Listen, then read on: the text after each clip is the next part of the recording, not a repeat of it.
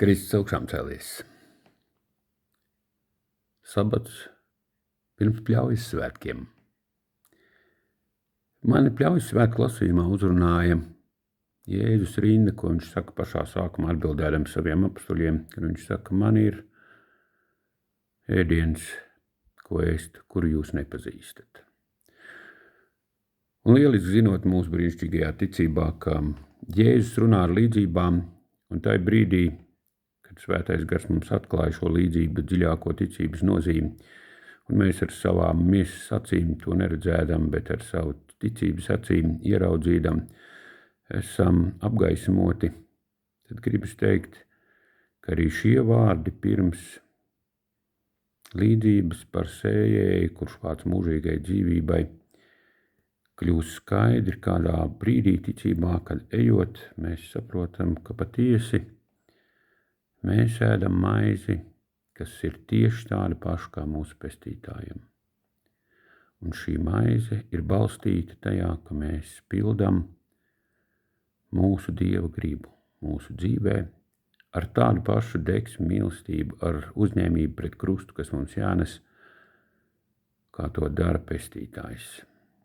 Mēs ejam evaņģēlī ceļu savā dzīvē. Ceļu, kurš ir tieši tāds pats kā Kristu. Brāļi, priecīgas pļaujas svētkus. Priecīgas tajā nozīmē, ka katrs no mums, kas ēd ēdienu, pateicībā Dievam, pateicībā tam, ka tas ir tas, ko meklējam, tas, kurā dzīvojam un priecājamies, ir mūžīgās dzīves pilns, ir tāds, kurš vāc šo ražu mūžībai un sēj mūžībai.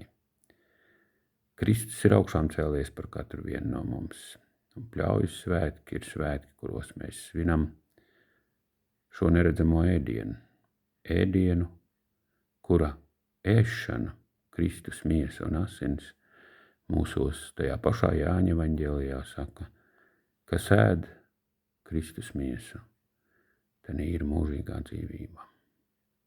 Brāļi, esam pateicīgi mūsu pestītājam par ticības dzīvi. Un tagad pļaujas svētku lasījums no Jāņa evaņģēlija no 4. nodaļas.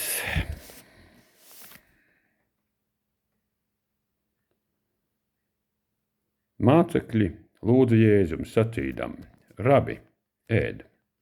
Jēzus tiem sacīja, man ir ēdiens, ko ēst, ko jūs nepazīstat. Tad mācekļi sacīja cits citam, vai kāds viņam atnesis, ko ēst.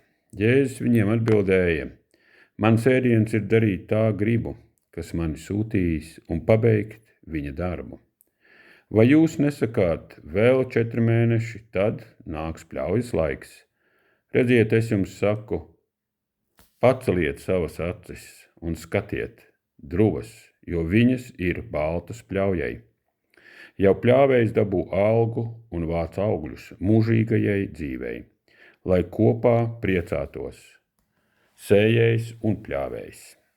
Jo šeit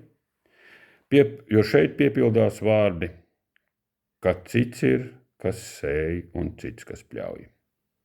Es jūs esmu sūtījis pļaut, kur jūs neesat strādājuši, citi ir strādājuši, bet jūs esat nākuši viņu darbā.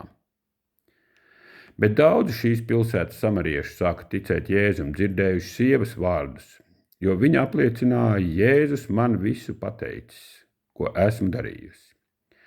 Šie samārieši nāca pie Jēzus un lūdza viņu palikt pie viņiem.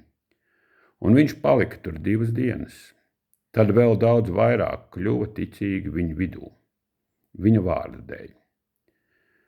Un sacīja sievai, mēs viņam ticam, mēs varam neticēt tavas runas dēļ, jo mēs tagad paši esam dzirdējuši un zinām, ka šis tiešām ir pasaules pestītājs.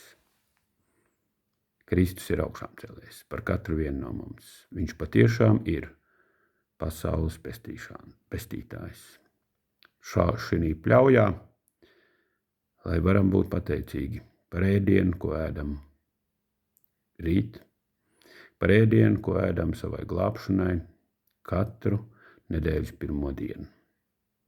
Kristus augšām celšanās un mūsu katru pestīšanu ir Pļaujas svētku noslēgums. Svētīgus Pļaujas svētkus tā kunga druvā. Mūžīgo dzīvību kopā ar pestītāju un darbu, nerimtīgu darbu sējā un pļaujā tā kunga druvā. Kristus ir augšām cēlies.